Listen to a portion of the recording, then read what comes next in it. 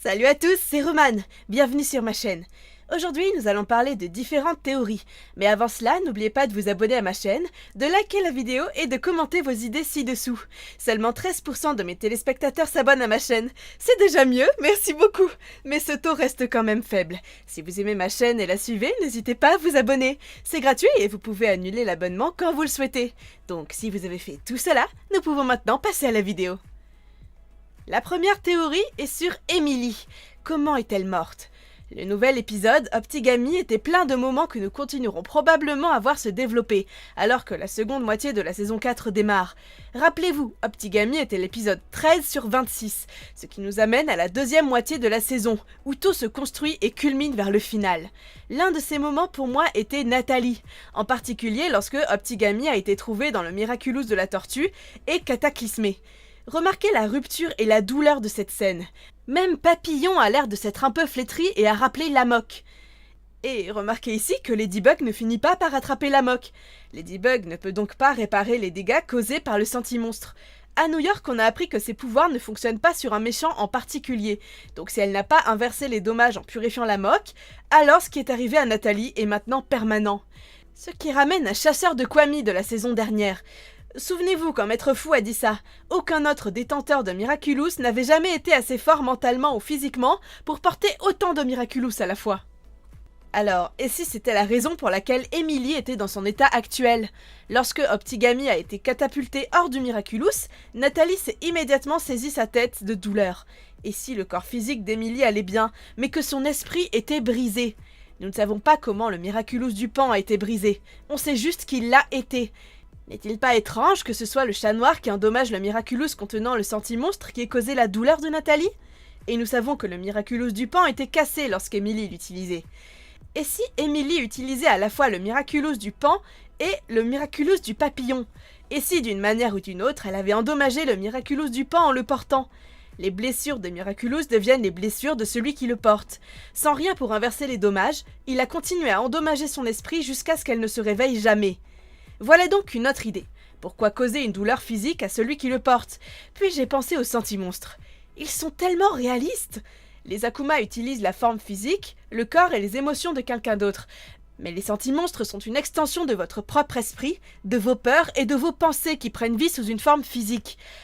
Alors, que faire si une partie de votre vie est liée à leur existence ?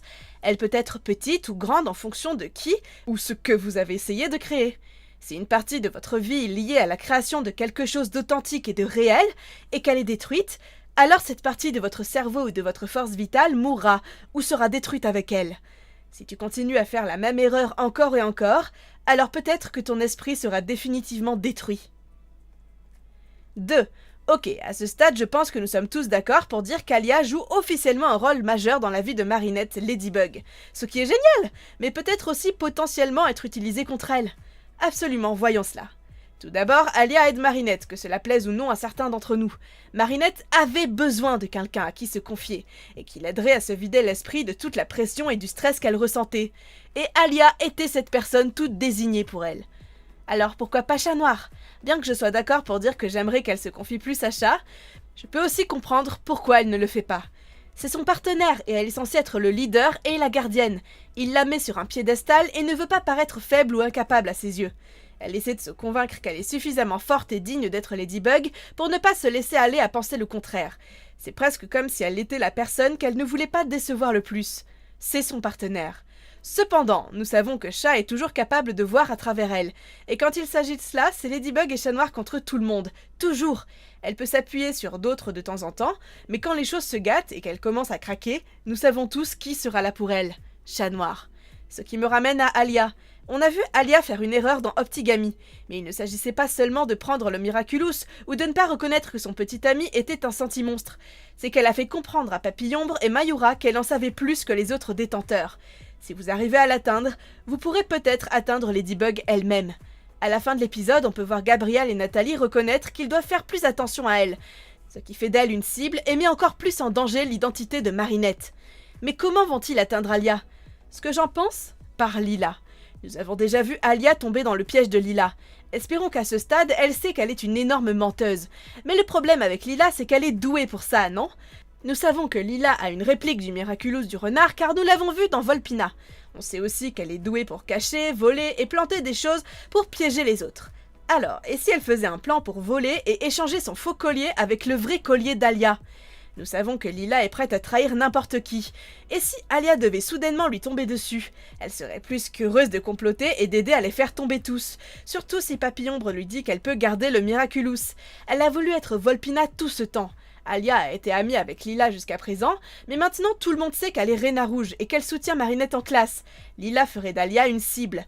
J'ai vu beaucoup de gens penser qu'Alia va trahir Marinette et devenir mauvaise. Mais je ne vois pas les choses se passer ainsi. Elle a failli faire démasquer sa meilleure amie et elle le sait. Je pense qu'elle sera plus prudente et encore plus protectrice envers Marinette. Elle ne ferait jamais de mal intentionnellement à sa meilleure amie. Mais Lila est une renarde rusée, sournoise et maléfique, qui a le numéro d'appel rapide de Papillombre.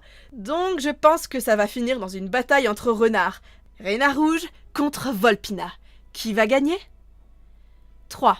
L'épisode Gabriel Agreste. Il y a beaucoup de choses à assimiler pour cette théorie. Alors, entrons dans le vif du sujet. À la fin d'Optigami, nous voyons Gabriel et Nathalie parler d'Alia et du fait qu'ils doivent faire plus attention à elle, car elle n'est pas une détentrice de Miraculous ordinaire. Remarquez qu'ils réalisent qu'elle est plus qu'une détentrice ordinaire lorsqu'elle donne à Nino le Miraculous de la tortue, ce qui préfigure potentiellement son implication dans les prochains épisodes. Gabriel veut apprendre à mieux connaître Alia, mais il connaît déjà Nino, puisque c'est le meilleur ami d'Adrien. Il l'a déjà akumatisé en tant que bulleur et avec Alia en tant qu'Oblivio. Nous pouvons donc supposer qu'il est au courant qu'Alia et Nino sortent ensemble.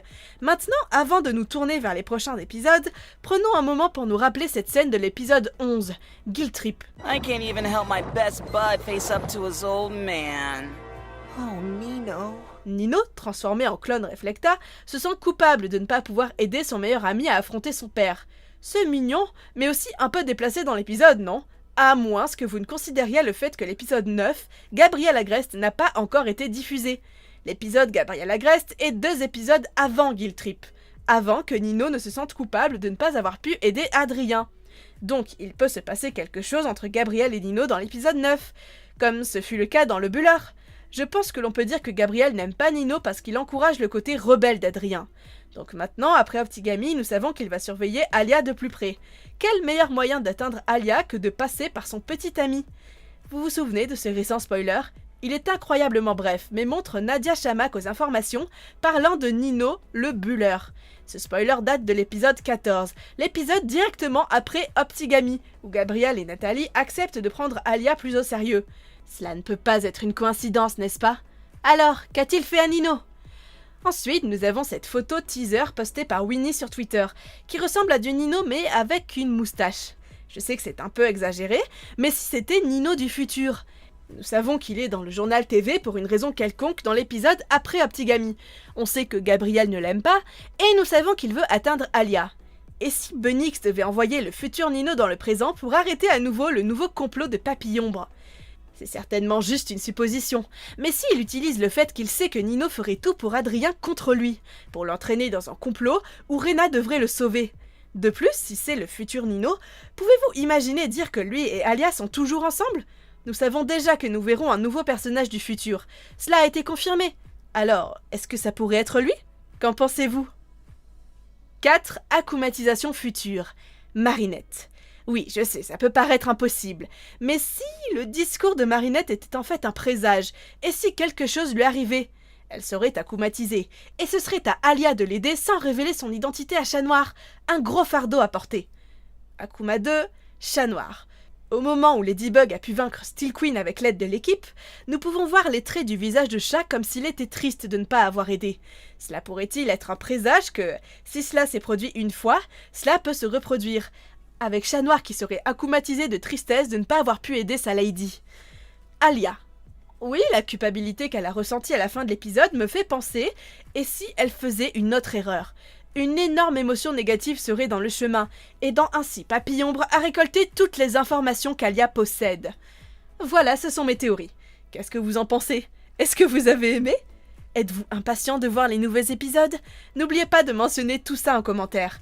Like la vidéo si ça t'a plu, abonne-toi à la chaîne et à très bientôt.